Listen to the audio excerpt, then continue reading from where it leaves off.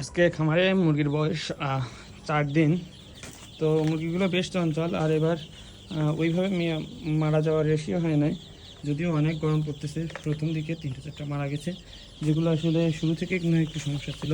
তো আলহামদুলিল্লাহ মুরগিগুলো ভালোই তত্তাজা আছে। তো এই গরমের মধ্যেও লাইট দিয়েছি কতগুলো ফেলায় রাখা, যেহেতু রাত্রেবেলায়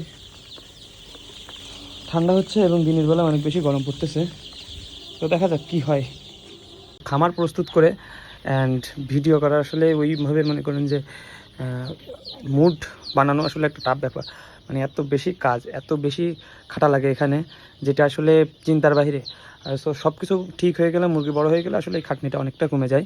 এরকমভাবে আমরা 10 বস্তা তুই দিব, এবং এই যে দেখেন বালিগুলো এক জায়গায় করে রাখছি, ওখানেও কিছু বালি এক জায়গায় করে রাখছি।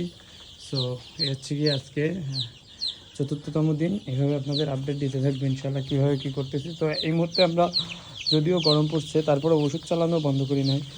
এখন চালাচ্ছি থায়াবিন, যাতে মুরগির পার যে সমস্যাটা হয়, সেই পার সমস্যাটা আসলে আস্তে আস্তে যাতে আর না হয় সামনে।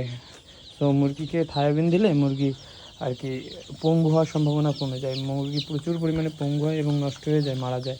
সো থায়াবিন দিচ্ছি এর জন্য। তো এর